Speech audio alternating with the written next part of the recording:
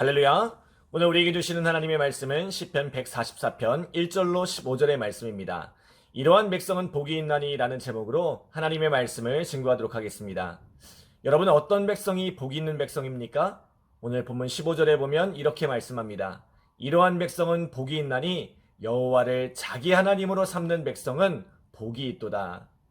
자, 여호와를 자기 하나님으로 삼는 백성, 하나님을 나의 하나님으로 삼는 백성은 복이 있다고 말씀합니다.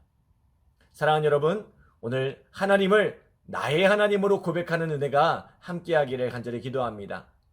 신앙은 내가 주님을 만나고 내가 주님을 알아가고 내가 주님을 믿는 것이 중요합니다. 목사로서 여러분 개개인을 위해 기도하지만 제가 기도하는 것보다 우리 성도들 각 사람이 하나님 앞에 기도하는 것이 중요합니다. 우리가 신앙생활하는 목적은 문제를 해결받는 것이 아니라 하나님을 알아가는 데 있기 때문입니다. 그저 우리 목사님이 기도하니까, 우리 부모님이 기도하니까, 내 남편이, 내 아내가 기도하니까 그것에 안도감을 느끼고 본인은 정작 기도하는 일에 게으른 사람들이 있습니다. 나를 위해 누군가가 기도해 준다는 것은 굉장히 귀한 일이지만 내가 기도하고 그 기도를 통해 내가 하나님을 만나고 주님을 알아가는 것이 중요합니다. 그래서 목사님의 하나님이 아니라, 부모님의 하나님이 아니라, 내 남편, 내 아내의 하나님이 아니라 나의 하나님으로 고백할 수 있는 은혜가 있기를 바랍니다.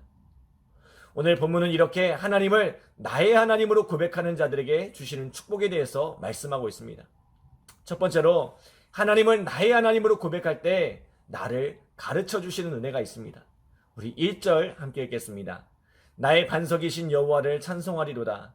그가 내 손을 가르쳐 싸우게 하시며 손가락을 가르쳐 전쟁하게 하시는도다. 아멘.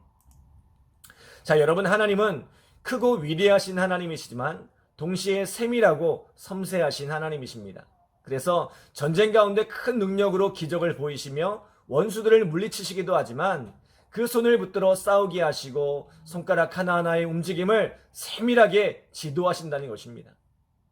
마치 아이들이 글씨를 배우거나 악기를 배울 때 부모님이나 선생님이 아이를 감싸고 손을 붙잡아 아이를 지도하듯이 하나님께서 전쟁터에서 칼을 잡고 활시위를 당길 때에 그 손과 그 손가락을 붙잡아 가르쳐 주신다는 것입니다. 다윗이 골리앗과 맞서서 물매를 던질 때도 마찬가지입니다. 그가 늘 연습하고 실력을 키워왔겠지만 단순히 그 실력만으로 물맷돌이 골리앗의 이마에 맞았던 것일까요? 그가 만군의 여호와를 의지하여 나갈 때 그 던지는 순간에 하나님께서 그 손을 가르쳐 주시고 그 손가락을 가르쳐 골리앗의 이마에 정확히 맞힐 수 있었던 것입니다. 때로 우리가 수술을 앞둔 성도들을 위해 기도할 때도 이렇게 기도합니다. 하나님, 그 집도하는 의사의 손을 붙들어 주셔서 부작용이나 실수 없이 잘 마칠 수 있게 달라고 기도하게 됩니다.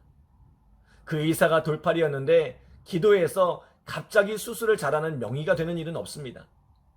그가 부지런히 의술을 연마했기에 가능한 것이지만 아무리 뛰어난 명의라 할지라도 그가 사람이기에 때로는 실수하게 되고 때로는 잘못된 판단을 할 수도 있다는 것입니다.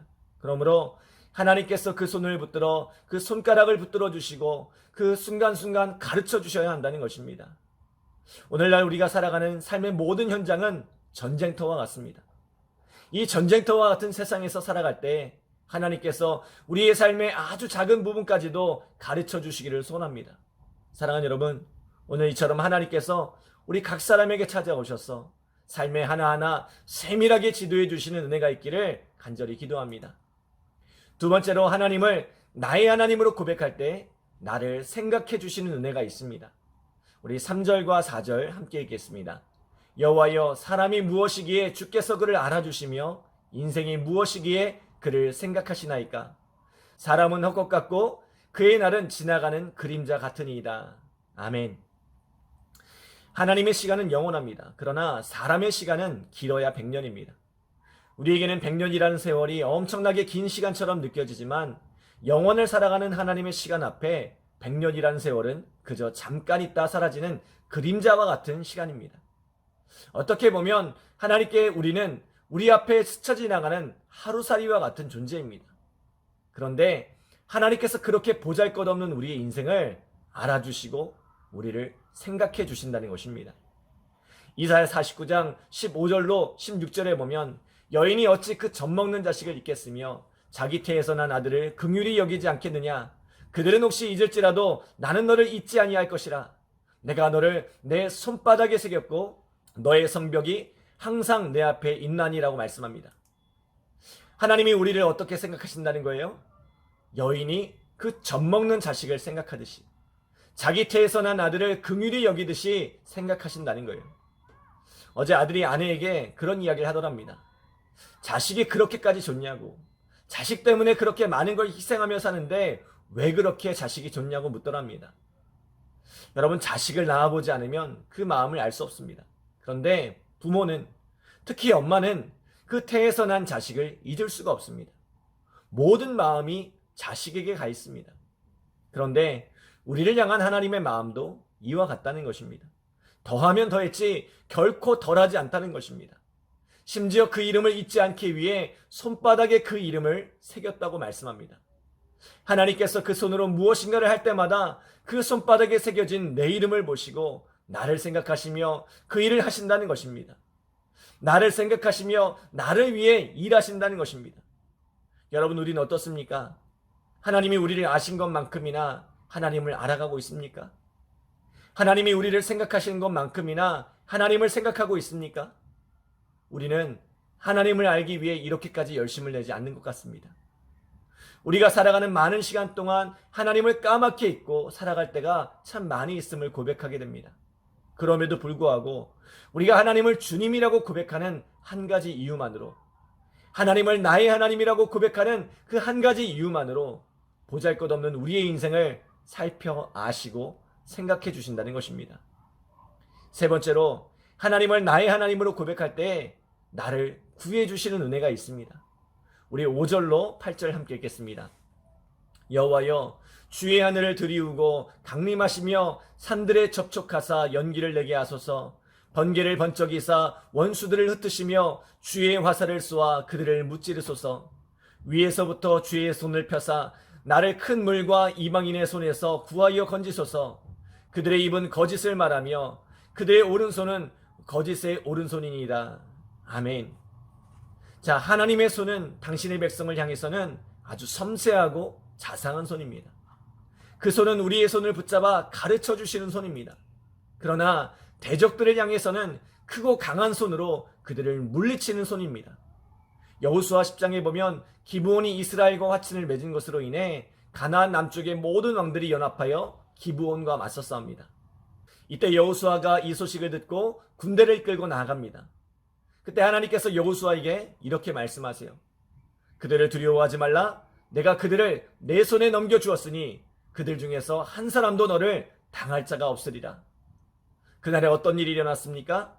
하나님께서 그들을 이스라엘 앞에서 패하게 하시고 또 큰 우박덩이를 내려 그들을 죽이시며 또 도망하는 이들이 숨지 못하도록 태양을 멈추어 큰 승리를 거두게 하십니다. 사랑하는 여러분, 왕은 백성을 책임집니다. 오늘 우리가 하나님을 우리의 왕으로 모시고 하나님의 백성으로 살아가면 하나님은 우리를 당신의 큰 능력으로 지켜 보호해 주십니다. 우리가 인생을 살아가면서 때때로 큰 위기와 고난을 만나지만 하나님께서는 그 강한 능력의 손으로 우리를 지키시고 보호하시는 줄 믿습니다. 마지막으로, 하나님을 나의 하나님으로 고백할 때에 나를 풍성케 하시는 은혜가 있습니다. 우리 12절로 14절 함께 읽겠습니다. 우리 아들들은 어리다가 장성한 나무들 같으며 우리 딸들은 궁정의 양식대로 아름답게 다듬은 모퉁이 똘들과 같으며 우리의 곳간에는 백곡이 가득하며 우리의 양은 들에서 천천과 만만으로 번성하며 우리 숫소는 무겁게 실었으며 또 우리를 침노하는 일이나 우리가 나아가 먹는 일이 없으며 우리 거리에는 슬피 부르짖음이 없을진데. 아멘. 자, 전쟁과 다툼이 끊이지 않는 곳에는 번영을 누릴 수가 없습니다. 그러나 하나님께서 지키심으로 평화를 누릴 때 그곳에 풍성함이 있습니다. 먼저는 자녀들의 축복이 있습니다. 아들들은 장성한 나무와 같고 딸들은 궁정에 잘 다듬어진 모퉁이 똘 같다고 말씀합니다. 좋은 환경 속에서 아이들이 관심과 사랑을 받으며 자라나면 그 아이들은 건강하게 자라납니다. 두 번째로 물질의 축복이 있습니다. 곳간에는 백곡이 가득하고 양은 천천만만으로 번성하고 숫소는 짐을 가득 싣고 다닙니다. 그만큼 풍요롭다는 것입니다. 문제가 끊이지 않으면 쓰지 않아도 될 곳에 계속해서 물질이 들어가고 빈곤의 악순환이 일어납니다. 그러나 안정이 찾아오면 곡식이 쌓이듯 물질이 쌓이고 양떼가 번성하듯 물질을 낳습니다. 또 마지막으로 전쟁의 때에는 다치고 죽는 일이 빈번하기에 곳곳에 슬픔이 가득합니다. 그러나 이 번영의 때에는 슬픔이 없고 곳곳에 기쁨의 소리들이 일어납니다. 사랑하는 여러분, 앞으로 우리 새생명교회 가운데 하나님의 지키심 속에 이러한 번성의 축복이 함께하기를 소원합니다. 우리 성도들의 가정마다 하나님의 지키심으로 말미암는 번영의 축복이 함께하기를 간절히 기도합니다. 사랑하는 여러분, 하나님을 나의 하나님으로 삼으시기 바랍니다. 하나님께서 오늘 우리의 삶을 섬세한 손길로 가르쳐 주시고 보잘것없는 우리의 삶을 생각해 주시고 환난과 고통에서 강한 팔로 건져 주시며 하나님이 주시는 평강 안에서 풍성함을 누리는 귀한 은혜가 함께하기를 간절히 기도합니다. 하나님 감사합니다. 하나님을 나의 하나님으로 삼는 복된 우리 성도들 되어질 수 있도록 도와주시고 매일매일 하나님을 섬기며 살아갈 때에 하나님께서 우리의 손을 붙들어 주셔서 그 손으로 하는 일마다 열매 맺게 하여 주시고 또 우리가 부족한 인생이지만 연약한 인생이지만 하나님께서 늘 우리를 생각하여 주시고 또 곤란과 어려움을 당할 때마다 그 어려움에서 건져주시는 귀한 축복과 은혜를 누리게 하여 주시옵소서. 하나님이 주시는 평강으로 말미암아 늘 풍성함 있게 하여 주옵고 열매 맺는 우리의 삶이 되어질 수 있도록 주여 함께하여 주시옵소서. 오늘 이 하루도 주님을 의지하여 살아갈 때에 주께서 복 주시는 귀한 하루 되게 하여 주시옵소서. 감사드리며 예수님의 이름으로 기도드립니다. 아멘.